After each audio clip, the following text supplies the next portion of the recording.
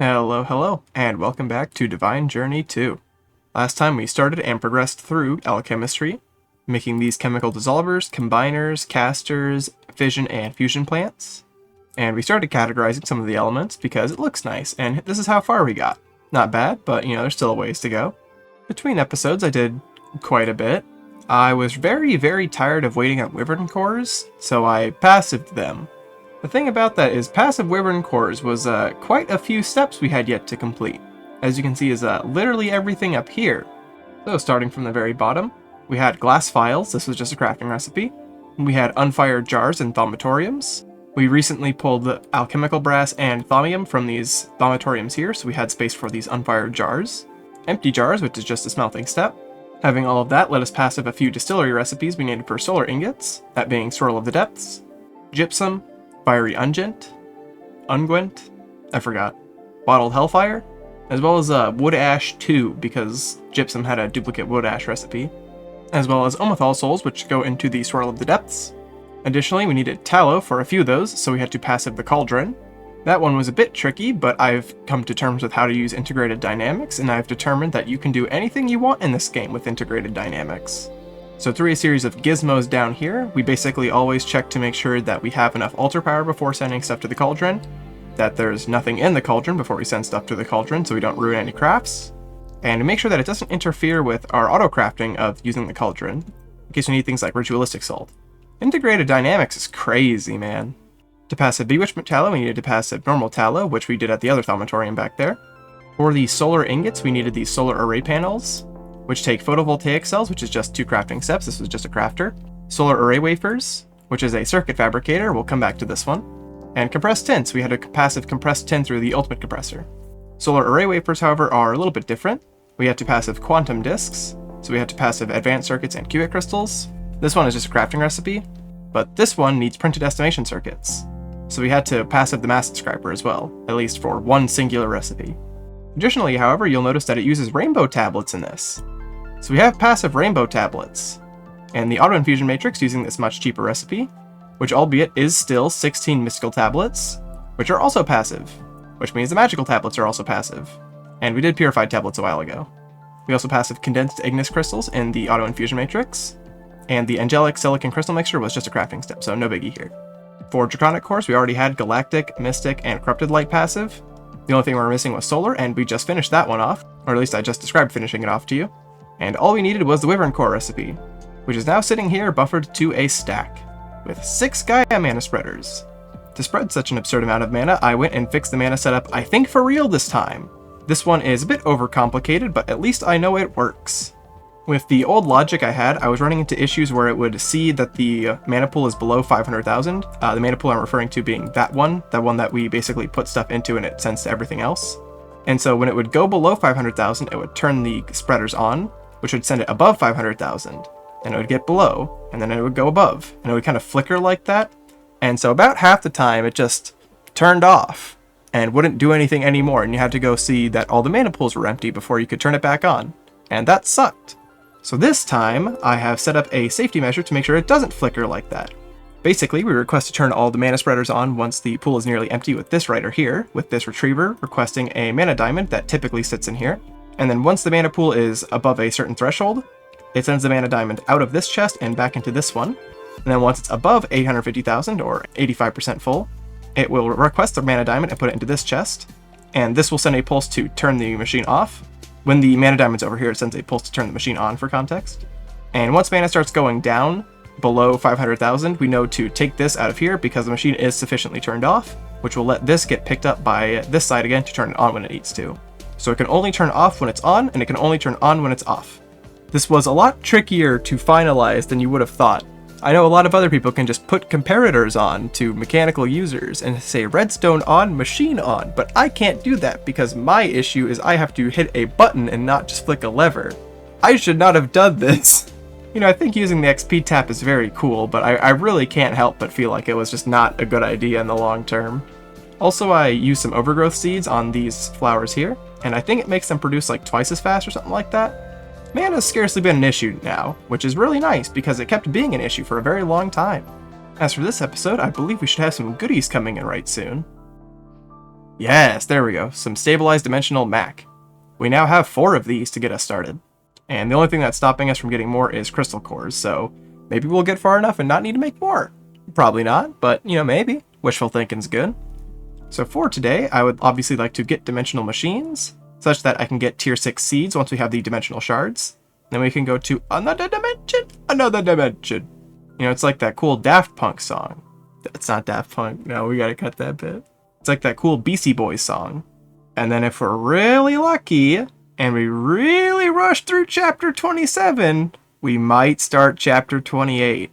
The reason I'm even considering that as an option is because our Perfectium supply is incredibly strong. The only thing that really stops us from making more highly radioactive dimension splitting compound is the fact that we don't really have a good buffering for like inferium essence specifically, which is, not too bad of a problem to have, right? Anywho, let's make some invention tabs. These are paradots, sapphires, rubies, those wacky compounds, and a block of compressed perfectium.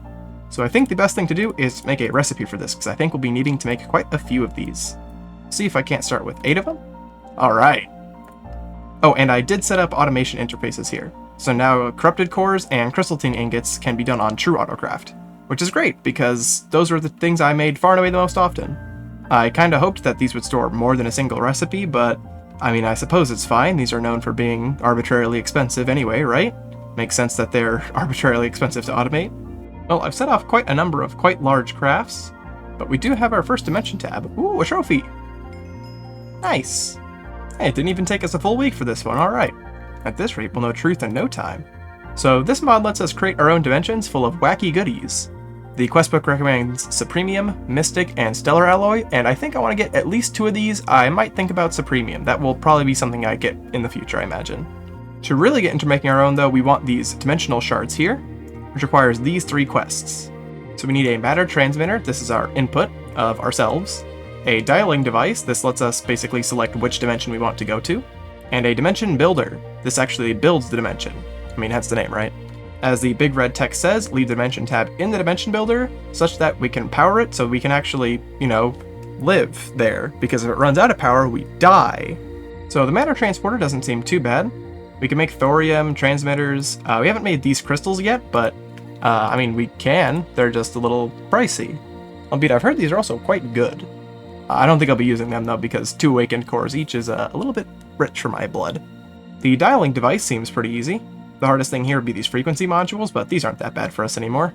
And then we have the dimension builder, which is a little bit much. We need 4 normal builders, 12 of these perpetuators, 4 corrupted dragon tokens. Ouch. But it's worth it. This is a machine of great power. Literally, we need to supply this with like 1,000,000 plus RF a tick, probably. So I'm going to let my ME system finish, crying, and then we'll start requesting some stuff for these machines. Alright, so I'll be honest, I just kind of want to go to a new dimension right now. I think that would be fun. So I'll set up a little room for this later, but for right now I just kind of want to do this and see what happens. Oh, I need an inscriber. Gotta say, it's kind of crazy making a machine like this so, easily. Feels good. Feels really good. Alright, so now we should be able to just put this in here. And we'll have this be dim 1, simple as. Store. And then we toss it in here, and now it builds. Alright, it is built. This chunk is loaded, double check. Dialing device to dim 1. And let's go. Ooh. Oh, a mushroom island? Oh, that's very nice. With some of these like Twilight Forest structures, that's kind of cool. Well, look at those yellow clouds, that's kind of neat. This seems like a great starting dimension. I am very happy with this. The only thing I might be concerned of is if the Prismarine's animated texture makes my game lag.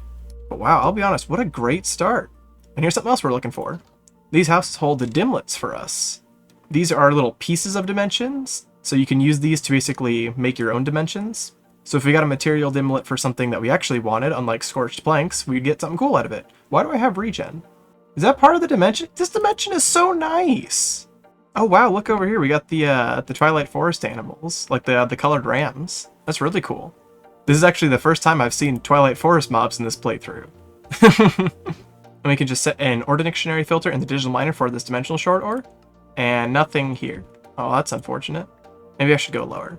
Nothing here either.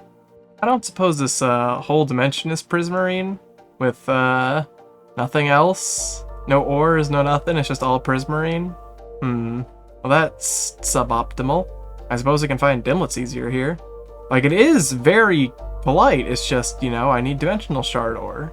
Alright, well, let's try again. And dim 2. Well, I think we need to add some stuff to this dimension to make it different than the other one, so we give it ID new. So we're going to have a pink wool and huge orbs. Ooh, maybe I should save that pink wool. That is a rarity 4. Do I have anything that's kind of more lame? We'll go with chiseled red sandstone. How about that? So this will be a dimension that also includes huge orbs of chiseled red sandstone. And maybe this one will be something really cool and have dimensional shard ore for us. Okay, there we go. Now it's working. I had to put in a digit dimlet, which changes the number on it or something. Let's see what this one holds. Sky grid's not what I'm looking for, I'll be honest. I gotta say, not what I was hoping for. There will be dimensional shards here at least. That's something. This is the luck I'm a bit more used to. You know, I will say this, you know, this chiseled red sandstone does look cool. Is this an abyssal wasteland? Yes, it is. What? You guys just spawn here? Let's see if we can't find some dimensional shard ore here. Nope. Great. Well, the problem is it's already rare, and on Sky Grid, that's not particularly much more helpful now, is it? Alright, well, I think we go back and try again. Alright, new dimension. Maybe this one's gonna be better. Come on, land. Come on, land. Alright, that seems like land. Please don't all be red sandstone. Oh, there's... oh, they're hiding! Hello. Alright, how about here?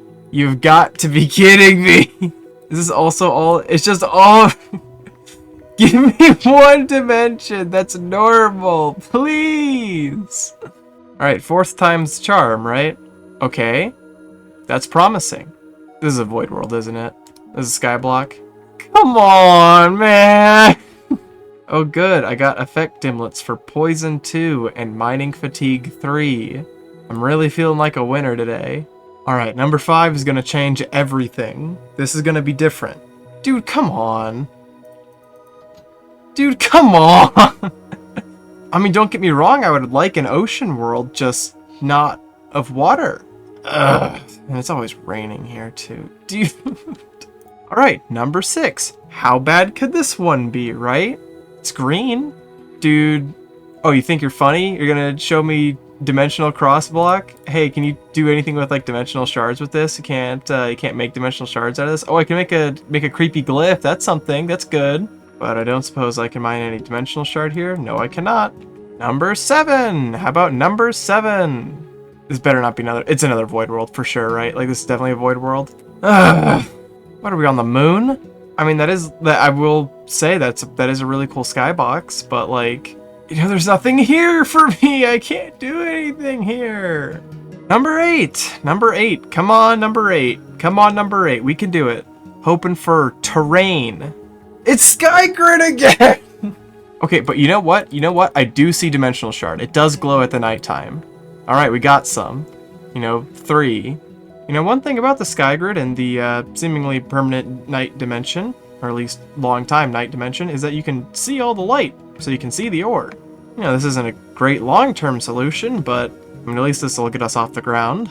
Huh. I guess witch huts go down to bedrock. I didn't know that.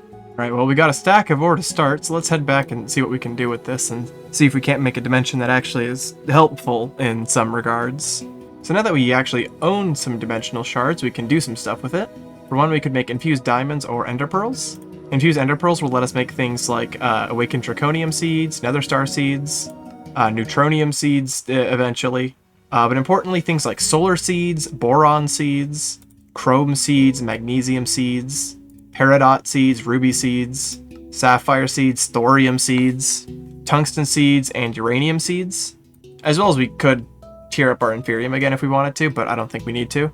But yeah, these tier 6 seeds are going to be really, really good. You'll probably just see me show up off camera and be like, wow, look at these tier 6 seeds I made. Because it's like, I mean, how many times do you really want to see me hit craft on like another infusion craft or make another infusion plant? Well, not make another infusion plant, but craft more than the infusion plant. You get the idea. How many more recipes can you watch me encode, right? Wait a second. This isn't just an ocean. It's an ocean. Gravel at the bottom? Or is it just all cyan terracotta? Oh, guardians. That's something. No, it's probably just all cyan terracotta all the way down. Yep. No dimensional shard ore here. Ah, let's try again. In the meantime, I'm crafting some advanced crafting tables because we need more of the ultimates for dimlet workbenches, or rather for dimlet workbench singular. This will let us basically build our own parts of dimensions.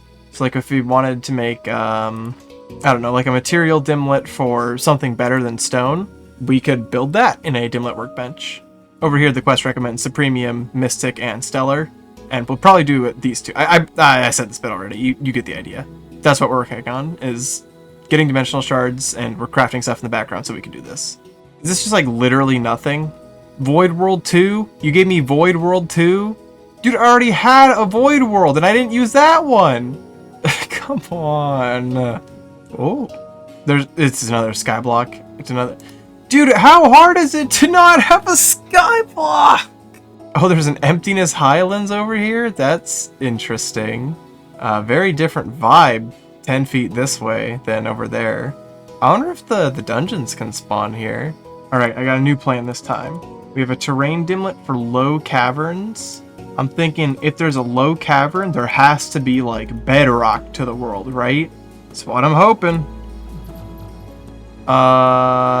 This looks like really, really promising, actually. These are clouds? Oh, that's like really throwing me off. So is this like a giant cave that I'm just... Oh my goodness gracious, yes! And it's a giant flat world, yes! Oh, this is perfect. This is everything I could ever want for. It's a giant flat terrain that I can just hold W on that has an igloo. Oh yeah, this is awesome. This is perfect. This was dimension 12, I think. This is a keeper for sure. Oh wow, look at that. Is time moving faster here, or is that just like really far away? So there's probably gonna be a lot of mobs here, but like, you know, I don't really care that much. I can fly over them. There's a jungle temple over here. Oh, nice! I've been needing another black rune. All right. Wheat sticks for noodles, for mom's spaghetti. Man, this dimension's got everything I could ever want. Dumb bits and runes. Man, these houses are like everywhere too. There's one there. There's one over there. There's been so many. This dimension's awesome. Delayed gratification, man. Cool stuff. Alright, so we came back home and we've got a whole lot of dimlets here. We've also got a lot of really good parts. We got 2 rarity 5 circuits. That's really important. We got one of these 3 red ones. That's also important. We need another one of these 3 Zappies modules. Or really, we just need any of them. But we also have 12 dimlet parcels, so hopefully we pick a winner out of that. We also got a couple rarity 5 dimlets here. Blocks of quartz we don't want, but we might get something cool out of this. Because the rarity 5 dimlets are the ones that we actually want. Things like stellar alloy and molten supremium. We've also started cooking our noodles here. This is a, like, what, 15-minute recipe? Yeah, this is a 15-minute recipe, so, you know, it'll be done eventually. And then another 15 minutes and we'll get our pasta. But it's okay, because I love pasta. And enough time has passed, we can make our dimlet workbench. So now we have access to a lot of quests in this chapter. We can make a material absorber. These are a bit pricey, but we can basically set a material to make a dimlet piece out of. For example, if we wanted a stellar fluid alloy dimlet, we would need a triple red, a triple lightning, a water, a 5 rarity, a base, and a fluid absorber with all the stellar alloy. So we would use this one, which is also a little pricey, but overall probably worth it for anything we would want to put into the absorber. And then we can also do terrain. I don't know what this is super useful for, maybe it can come up, but the reward is like blocks of diamond dimlet, which is pretty funny. Or we could scrap it for parts, and, you know, both are pretty good options. Yeah, I'm going to take a little bit of time here and do some grind work. We now legitimately have access to tier 6 seeds, so I'm going to put some of these together for some of the things that we can't actually make. There's a lot of really good stuff here, and I want it.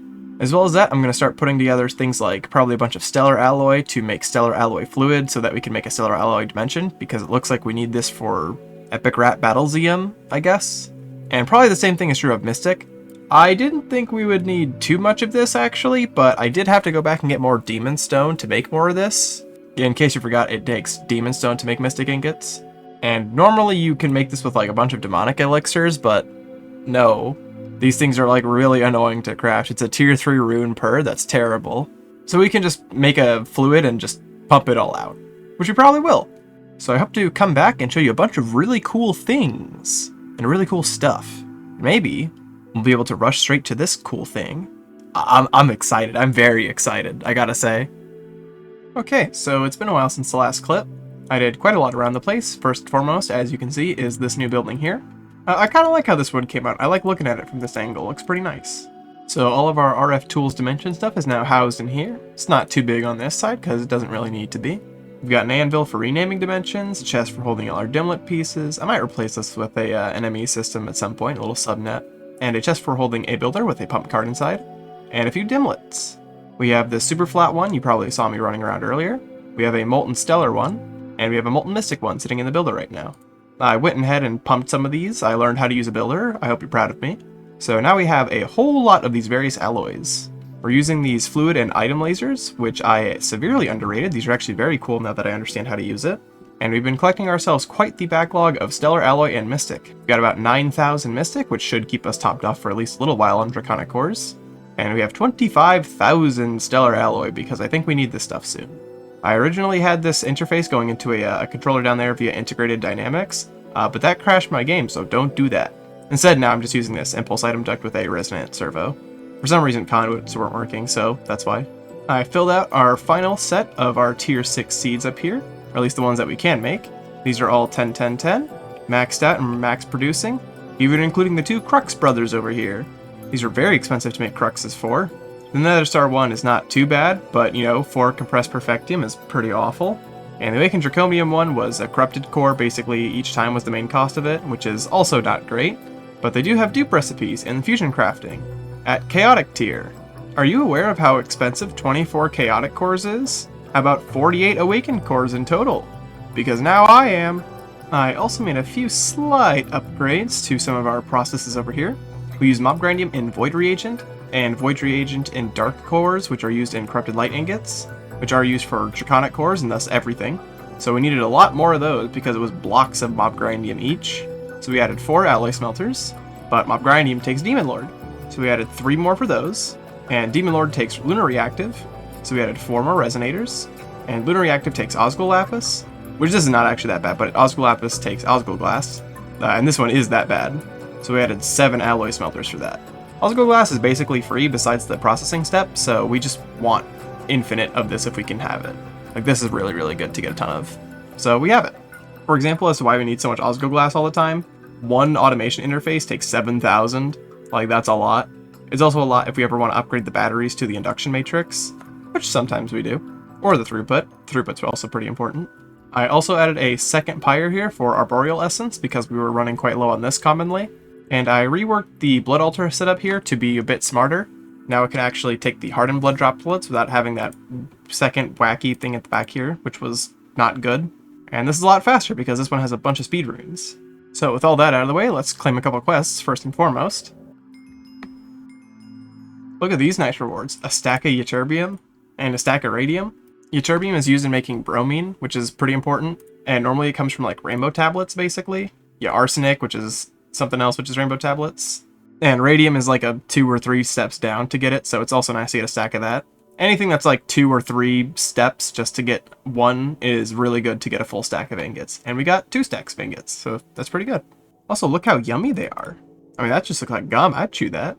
Anyway, before I get ahead of myself thinking about chewing metal again, we have a few new elements to get. We can get some erbium from Molten Stellar, rutherfordium from our highly radioactive dimension splitting compound, as well as curium and neptunium, and europium from dimensional shards. So next we can make germanium and gallium. We get this from splitting europium in half, and tellurium, which we get from splitting rutherfordium in half. So next we combine neptunium, germanium, butane, and amide into neptunate, germanium, butamide, and erbium, gallium, tellurium, and polyvinyl chloride, as well as diammonium phosphate, into erbid, gallium, telluride, polychloride phosphate. And finally, with such a beautiful pinkish tint, we have created something that would transmute far too easily. Gerbutyl erbid radicvatic curopolychlorophosphate. And when poured out, it forms a crystal structure. Very, very peculiar. I've been sitting here staring at this craft for quite a while now, And I'm noticing that for each block of this stuff, this butane takes forever. As much as it pains me to say this, I think we should passive this to like 4 stacks. So we need a combiner for butane, a combiner for propane, a combiner for ethane, and a dissolver for methane. Ouch. Miraculously though, we can do it. And doesn't seem like it's that bad at all actually. Or at least the machine frames. And look, our block's done. And thus we can begin chapter 28, ProjectE. It's been a long time since I've toyed with something like this. Way back in 1.2. Oh my god, 16 chaotic cores. So by forging Gurk crystals and dark souls, I can make a rigid, vibrant, and magical structure. It doesn't look too bad besides the 4 Gurks. An ultimate machine frame. Wow, 42,000 bytes for one craft. Crazy. Well, while all that's crafting, let's see if we can't passive some butane. So we're going to also need passive carbon and hydrogen. We get a lot of both from breaking down cellulose. And that's like anything, really. The issue with something like that is we need another chemical dissolver or 2. I suppose we could do that. I mean, it's probably worth it, right? Well, that didn't take too long. In fact, in most of that time, we crafted the penultimate machine frame. I want to say, like, just as we were putting on the finishing touches, I was able to finish that machine frame up. Well, I did it. The ME system did it. So it's pretty simple. We just have a chemical dissolver dissolving a bunch of wood into cellulose, which is carbon, hydrogen, oxygen, which we break down into its parts. We avoid excess carbon and oxygen because we are always limited by hydrogen. We dissolve methane into methane, and then we just kind of combine carbon, methane, and hydrogen a few times until we get to butane. And we're buffering 8 stacks of butane, we'll buffer 4 stacks of propane, and 4 stacks of ethane. So like if we want to make another 4 Gurk blocks, this should be a lot easier now. Like we still need another 200 butane, but you know, that'll get better over time, so we should probably honestly take the storage downgrade out of this. We're going to want to keep this just running. Alright, well, let's look at it. That is a whole lot of singularities. That's a whole lot of spinning stuff. So we need sufficiently good celestial crystals for these celestial crystal cores. We're going to need each of these singularities to make a magical singularity. And all of that and requisite for the Philosopher's Stone. This looks fine. I think the worst thing here is the Gurk. What are these death cores? We're gonna need half a stack of death protection poppets. I don't think this is too bad. Let's go put some stuff together and see what it looks like.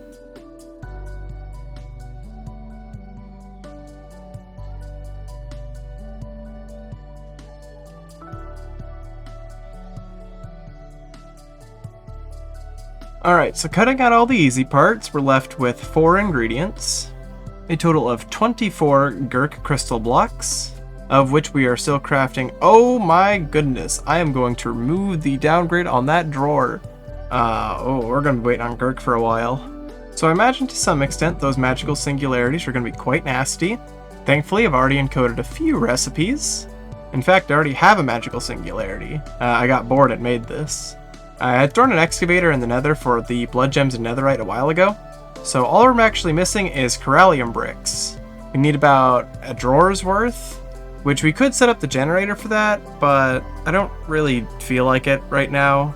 I'll do that, later. I just kind of want to get the stone right now. So I'll go mine a bunch of this out of the wasteland. Ooh, actually, hold on. I could have sworn. Yes, here we go. I would like 1 world full of corallium cobblestone, please. There we go. That should solve our troubles. Alright, well, I assume next up is probably these crystal cores. We need 4 of these in total. So we're going to need 4 of the good celestial crystals and 16 of the normal crystal cores, plus 8 blocks of insanium. Oh, and of course a casual, 8 chaotic cores. Well, while chaotic cores are crafting and corallium is smelting, I guess we'll look at death cores. So we need 32 of these death protection poppets. I think most of this is fine, right? Like, I think we can request 32 of each of those. Well, if we weren't out of request space.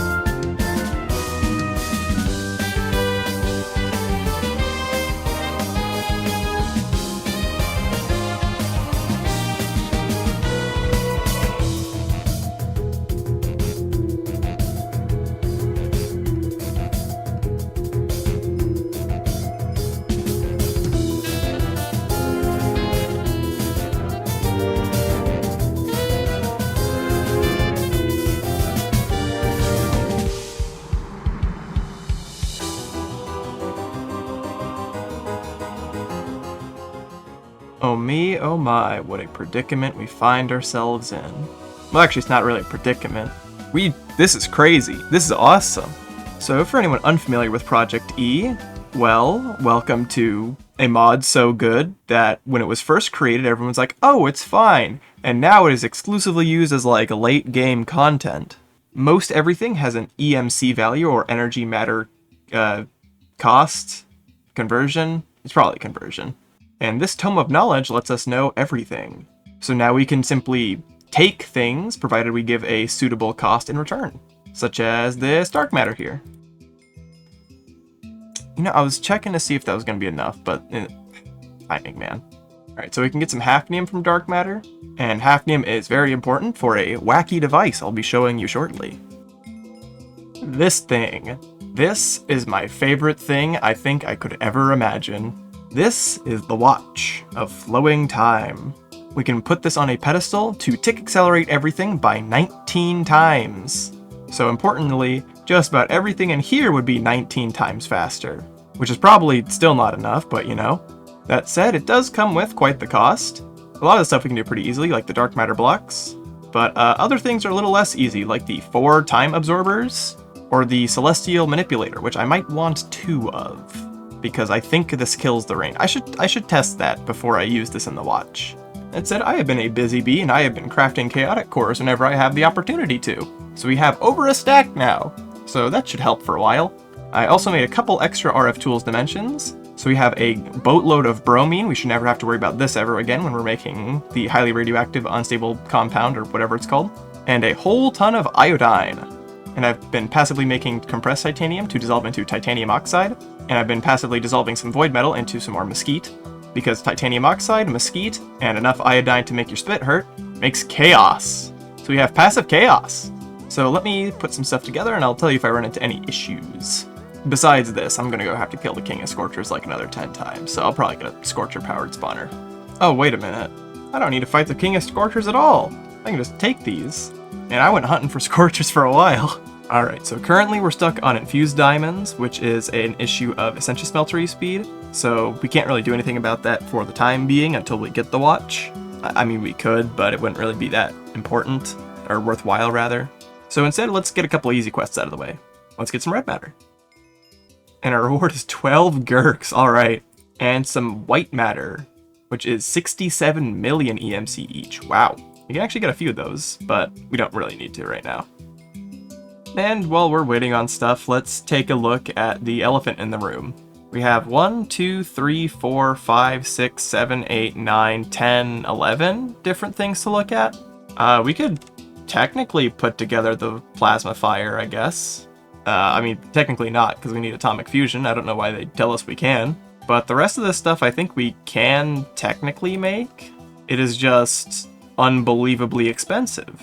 So this is probably something I will kind of chip away at between episodes, because, whew, I mean, look at this. We need 48 of these, and it's a singularity each. Or my bad, 4 singularities each. So this is like 3 stacks of Electrum singularities, which is not really that bad. It's just like crafting time, right? Yeah, there's a lot to look at, and this page is a little scary, I'll be honest. We've got quite a number of things to look forward to. I think worthwhile rushing is probably neutronium, because neutronium is super important. It'll let us make the celestial cores a lot easier. Plus, the faster we can get neutronium seeds, the better. And the more time we have to collect neutrons, the better. If you're not aware, this neutron collector, this machine here, is very slow. As this tooltip says, you get 1 tiny pile of neutrons every 6 minutes or so, but obviously you can make this 20 times faster with the watch. But 9 piles makes 1 nugget, 9 nuggets for an ingot, 9 ingots for a block, and seeds are 4 blocks, so, you know, a lot. Not to mention we need another 4 blocks for each crux, so that's like 16 blocks of neutronium before we could even begin to get it at a reasonable pace. So the sooner we get that, the better. We could also get some of these Tinker's creative modifiers if we really wanted to make Magic Missile like insane, or some of our hammers, for example. Well, some of our hammers, our hammer and our excavator. But I don't really think we need to do that at this point. That doesn't seem particularly necessary. And frankly, probably not worth the cost, if that matter. 4 white matter per one of those ingots, and we need like 8 ingots per. Okay, so like half a stack of white matter per creative modifier. Alright, yeah, that is a bit expensive. But I think you just saw those machine frames come in, because I know I did. Which means we can make 4 time absorbers and finish off our watch. Oh yeah. And while the pedestal's a little bit more expensive than I remember it being, we can make one all the same. And let's give this thing a whirl. Oh yeah! Look at it go! Oh yeah, that's what I need. Big bolster to our aurum supply. I mean, look how fast it's filling up. Holy! Oh hey, it's day 4444. Wild. So now another thing we can do with this watch is we can, like, do stuff with it. Like, we can right-click it, I think. I don't know how to turn it on. Oh, that seems to be doing it. Oh, is it if I'm holding it? Oh, wow. Yeah, look at the sun over there. That is crazy. Now, ideally, I would like to see if I could, like, stick the sun in the sky up there. Because I really like the vibes during a solar eclipse, I'll be honest. Like, if I could set it to, like, this and just, like, stick it here, that would be awesome. Like, look at how cool this place all looks now, right? The vibes. Now, the problem is I don't think I can freeze time. But that's okay. Because, frankly, I think I have earned this. If I need to change it, I need to change it, but I think I've earned, you know, being able to do that. Very clearly, I can control time at my whim, right? So now the world's gonna look like this, because I deemed it so. And it's not like this provides a benefit for me, right? Like, Horologium's out at night, but you might realize that it's not night. It also fixes a lot of the issues I was having with these, because these chiseled rocks would let light through, which didn't really make sense, like, when a corridor like this was, like, full brightness during the day. But also makes me realize I should put some more lights in here. Anyway, if we go to the docket, this one was for Gurk, this one is for Good Measure, that one's for the stone, that's for the watch? Wow, we did really good today. And so I think that is a lovely place to call the episode. We did a lot more than I thought we would.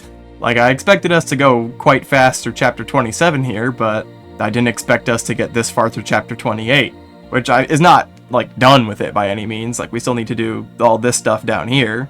But we do have chapter 29 unlocked, and that's scary. The pack is nearing its close, and I don't imagine things are going to get easier. But, you know, that's a problem for another day, right?